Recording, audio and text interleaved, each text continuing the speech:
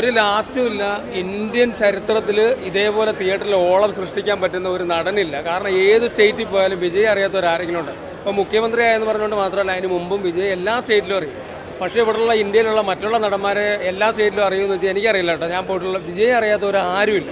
ഇത്രയും ഓളം സൃഷ്ടിക്കാൻ പറ്റുന്ന ഒരു നടൻ ഇന്ത്യൻ സിനിമയിലില്ല. എന്ത് കൊള്ളില്ലാത്ത പടമാണെങ്കിലും തിയേറ്ററിൽ ഓളവും ആളെ സൃഷ്ടിക്കാൻ പറ്റുന്ന ഒരു നടൻ വിജയ് തന്നെയാണ്. ഇനിയും വിജയുടെ പടം വരും, ഇനിയും തിയേറ്ററിൽ ആൾ വരും. ഇതിപ്പം വ്യാജം ഇറക്കി എനിക്ക് തോന്നുന്നു കുറേ ആൾക്കാർ വ്യാജം കണ്ടിട്ടുണ്ടെന്ന് തോന്നുന്നു. അതിൻ്റെ ഇനി മൗത്ത് പബ്ലിസിറ്റിയിൽ മാത്രമാണ് പടം കയറുള്ളൂ. പടം കുറച്ച് ആൾക്കാരുടെ പബ്ലിസിറ്റി കൂടെ കയറാമെന്നുണ്ടെങ്കിൽ ഭയങ്കര ഹൈ ആയിട്ട് പോവും. ഒരു രക്ഷയില്ല, അടിപൊളി പടം തന്നെയാണ്. ഇത് 1000 കോടിക്കൊക്കെ മുകളിൽ പോകുന്നേ, ഒരു രക്ഷയില്ല. കാരണം നിങ്ങൾ നോക്കി, ഇതൊരു മൗത്ത് പബ്ലിസിറ്റിയും കൂടെ പടത്തിന് കയറാമെന്നുണ്ടെങ്കിൽ വമ്പ ഹിറ്റായിരിക്കും. ഒരു സംശയം വിചാരിക്കേണ്ട. കേരളവും നല്ല ഇന്ത്യൻ ചരിത്രത്തിൽ വിജയെ പോലും തിയേറ്ററിൽ ഓളം സൃഷ്ടിക്കാൻ പറ്റുന്ന ഒരു നടനും ഇന്ത്യയിൽ വേറെ ആരുമില്ല. ബാക്കിയൊക്കെ വേട്ടാവളിയന്മാരാണ്. കാരണം 1-2 പടം വിജയിച്ചു കഴിഞ്ഞാൽ പിന്നെ എൻ്റെ തലക്കനവും കൊണ്ട് നടക്കും. അത് നിങ്ങളൊന്ന് ആലോചിച്ച് നോക്കൂ.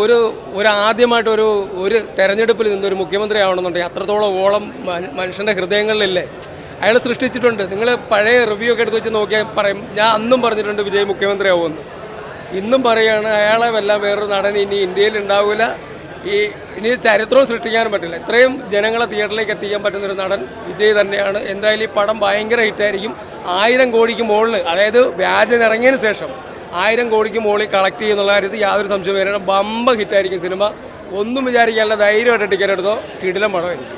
ഇതിനെപ്പറ്റി എന്താണ് നമുക്ക് പറയാന്നുള്ളത്? അതായത് ഒന്നാമത് വിജയുടെ പടം എന്ന് പറഞ്ഞാൽ കേരളത്തിലെന്നല്ല ഇന്ത്യയിലൊട്ടുക്ക് ഓളം ഉണ്ടാക്കുന്ന ഓരോരോ നടൻ വിജയാണ്. ആ ഒരു നടൻ ഇനിയിപ്പോൾ നമുക്ക് ഇനി ഓളം അങ്ങനത്തെ ഒരു ഇത് കാണില്ലല്ലോ എന്നുള്ളൊരു വിഷമം മാത്രമല്ല. ഈ ഒരു പടം നിർത്തുകയാണെന്ന് പറയുന്നത് അത് വല്ലാത്തൊരു വിഷമം പോലെയുള്ളത്. അപ്പോൾ ഞാനിപ്പോൾ കുറേ ആയിട്ട് ഞാൻ വന്നില്ലല്ലോ. എന്തുകൊണ്ടാണ് നമുക്ക് നല്ലൊരു പടമില്ല. ഇത് വിജയുടെ പടമായതുകൊണ്ടാണ് നമ്മൾ വരുന്നത്. അത് അത്രക്കും ഫാൻസുള്ളൊരു നടൻ ഇന്ത്യയിലില്ല വിജയുടെ. 1000 കോടി തൂക്കും എന്നാണ് ഒരു വിശ്വാസം ഉണ്ടായിരുന്നു. പക്ഷേ ഇതിൻ്റെ വ്യാജന ഇറങ്ങിയോണ്ട് നമുക്ക് കുറച്ചൊരു ഇതുണ്ട്. ഒരു ഓളം വന്നിട്ടില്ല. പക്ഷേ അത് വരും. ഈ ഒരു ഷോ കൂടെ ഏകദേശം വരും. അല്ലെങ്കിൽ ഇതൊന്നല്ല കേരളത്തിലെ ഓളം. വിജയുടെ പടം വരിക എന്ന് പറഞ്ഞാൽ അതിൽ കുറച്ച് വ്യാജന ഇറങ്ങിയോണ്ട് കുറച്ചൊരു ടെൻഷൻ ഉണ്ടെന്നുള്ളൂ. അഭിനയം നിർത്തുക എന്ന് പറഞ്ഞാൽ അതാണ് ഞാൻ പറഞ്ഞത്. അഭിനയം നിർത്താൻ ഒരു തിയേറ്ററിൽ ഒരു ഓളം ഉണ്ടാകണം. കേരളത്തിലെ തിയേറ്ററുകാർക്കൊക്കെ ഭയങ്കര സന്തോഷമാണ്. വിജയുടെ പടം എന്ന് പറഞ്ഞാൽ ഭയങ്കര ഓളമായിരിക്കും, ഭയങ്കര കളക്ഷനായിരിക്കും. പക്ഷേ നിർത്തുക എന്ന് പറയുമ്പോൾ നമുക്കൊരു സങ്കടം. കാരണം എന്ന് പറഞ്ഞാൽ ഇനി ആ ഒരു ഓളം കാണാൻ പറ്റില്ലല്ലോ. പ്രത്യേകിച്ച് പുള്ളി ഒരു ചീഫ് മിനിസ്റ്റർ ആയതുകൊണ്ട് ഇനിയിപ്പോൾ അങ്ങനെ ഒരു ഇത് വരും എന്നുള്ളൊരു ടെൻഷനാണ്. വരും. എനിക്ക് തോന്നുന്നു ഒരു 2 വർഷം കൂടുമെങ്കിലും ഒരു പടം ചെയ്യട്ടെ എന്ന് വിചാരിക്കുന്നു. വരും. ഇനിയും படம் தூக்கும், கண்டிப்பாக தூக்கும். 9 months கழிச்சு ரிலீஸ் ஆகினது, கண்டிப்பாக தூக்கும் ഇവിടെ പടം. 1000 കോടിയെ ബഡ്ജറ്റ് 500 കോടിയാണ്. പിന്നെ 1000 കോടി അടിക്കും. പിന്നെ തമിഴ്നാട് മാത്രമല്ലേ, കേരള കർണാടക എല്ലാം റിലീസാകല്ലേ, പിന്നെ അടിക്കാൻ എന്താ?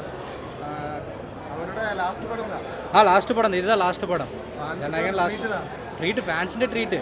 7 months അല്ലേ. ഇപ്പോൾ തളപതി വിജയല്ലേ, ചീഫ് മിനിസ്റ്റർ വിജയല്ലേ, പിന്നെ എങ്ങനെ അടിക്കാൻ എങ്ങനെ?